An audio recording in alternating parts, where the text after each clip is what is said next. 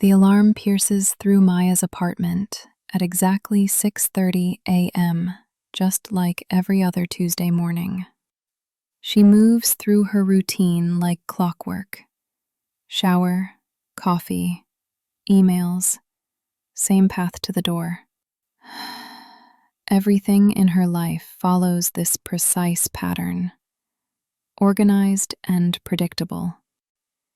Same routine, same day, same life, she thinks, grabbing her laptop bag for another identical day. But today, Maya's running late, rushing in to grind coffee shop 15 minutes behind schedule. The morning rush swirls around her as she hurries toward the counter, then suddenly stops. There, in the corner window seat, sits a woman with auburn hair, completely absorbed in her book, morning light creating a halo around her. "The usual cortado?" the barista asks, but Maya barely hears him. Alex has been coming to this corner table for 2 years, but today feels different. Someone's watching her, and she can feel the attention like warmth on her skin. When she looks up, her green eyes meet Maya's brown ones across the crowded cafe. The moment stretches between them before both look away, hearts racing for reasons they can't explain. Days turn into a beautiful dance of near misses and stolen glances. Maya arrives at 8:15. Alex settles in by 8:10, both pretending not to notice the other's routine.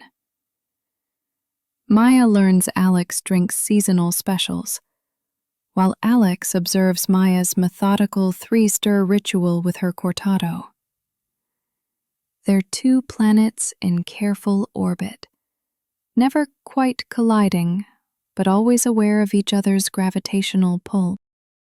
Friday morning chaos strikes when Maya finds her usual table occupied by a student with textbooks spread everywhere. Disappointment flickers across her face until a gentle voice calls out from the corner, "There's room if you'd like." I don't bite. Maya looks over to see Alex gesturing to the empty chair. "Thanks, that's really kind," Maya manages, settling in with cautious energy. Sitting 3 feet apart changes everything. They both pretend to read while stealing glances, the air thick with unspoken possibilities. Alex notices the book in Maya's hands and can't help herself. Tana French? Good choice. Maya's face brightens like sunrise. You know her work? She's brilliant with psychological complexity. The first thread of real connection weaves between them. Tuesday brings disaster in the form of Alex's coffee spill across her book cover. Maya watches from across the cafe as Alex frantically dabs at the damage. Without thinking, Maya grabs napkins and approaches the table. "Oh no, is it ruined?" she asks genuinely. "Just the cover, thankfully," Alex replies, looking up with grateful eyes. "I have a copy you could borrow." Wednesday morning, Maya approaches Alex's table carrying a wrapped book, both of them smiling more easily now. The nervous energy has shifted into something warmer, more anticipatory. "You really didn't have to," Alex starts. "I wanted to. There are notes in the margins. Hope you don't mind. I love seeing how other people read.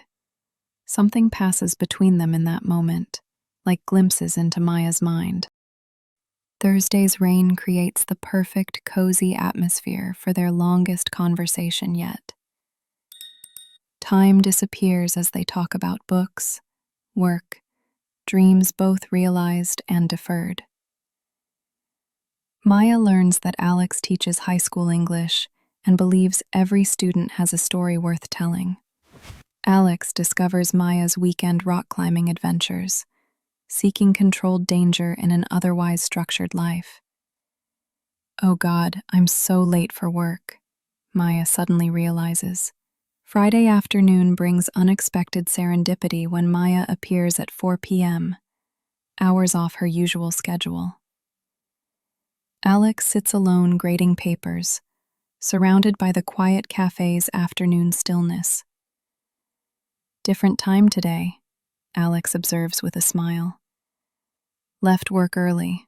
Thought I'd try a different coffee experience, Maya admits.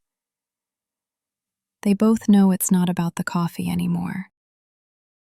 The conversation flows like water finding its natural course, easy and unstoppable. They talk until the barista starts stacking chairs around them, and Maya reluctantly gathers her things to leave. Alex watches her go, something settling into place in her chest. She knows with sudden clarity that she wants to see Maya again, outside the safety of coincidence and routine. Monday morning fog creates the perfect canvas for courage. Alex's heart pounds as she approaches the window, her breath creating steam on the cold glass. With trembling fingers, she writes her phone number in the condensation, then quickly gathers her things and flees. Please see it, she breathes, not looking back.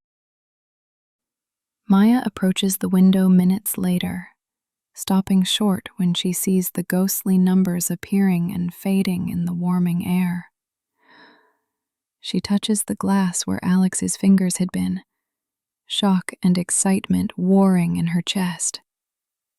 Looking around the empty cafe, Maya realizes Alex is gone, but the invitation remains. Did she really? Do I have the courage? That evening, Maya sits in her apartment staring at her phone for what feels like hours. She types messages and deletes them, overthinking every word until simplicity wins.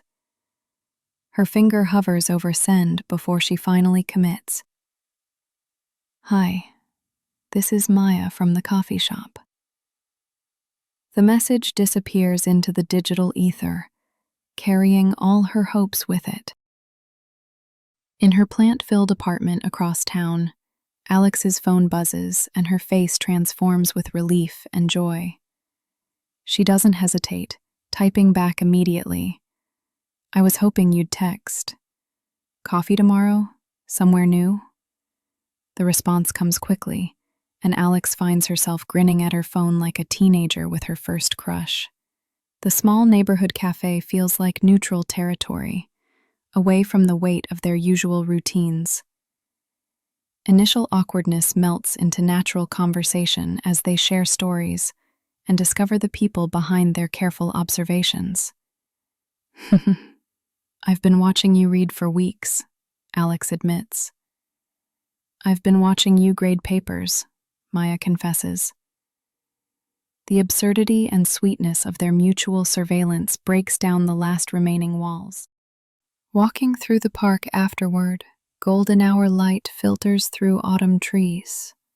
Their hands brush accidentally, then not so accidentally, as the conversation flows like they've known each other for years. Maya feels something loosening in her chest, a tightness she didn't realize she'd been carrying. I haven't felt this nervous, excited since, Alex begins. Since ever, for me, Maya finishes honestly. They find a bench overlooking the city skyline, sitting close enough to feel each other's warmth. Comfortable silence settles between them, heavy with possibility and the awareness that something significant is about to happen. Alex turns to Maya, and they both lean closer, nervous, the space between them charged with anticipation. Their first kiss is soft and tentative, a question asked and answered. When they break apart, both are breathless and smiling. I've wanted to do that for weeks, Alex breathes. Me too, Maya admits, and they kiss again, deeper this time, full of promise and newfound certainty. 3 months later, Maya and Alex sit together at their corner table in Grind, sharing the morning newspaper like an old married couple. Alex's head rests comfortably on Maya's shoulder as steam rises from their cups. "The usual for you two?" the barista asks with a knowing smile. "Please," they answer in unison, and Maya thinks how the word usual has never sounded so beautiful. Some routines, she's learned, are worth keeping.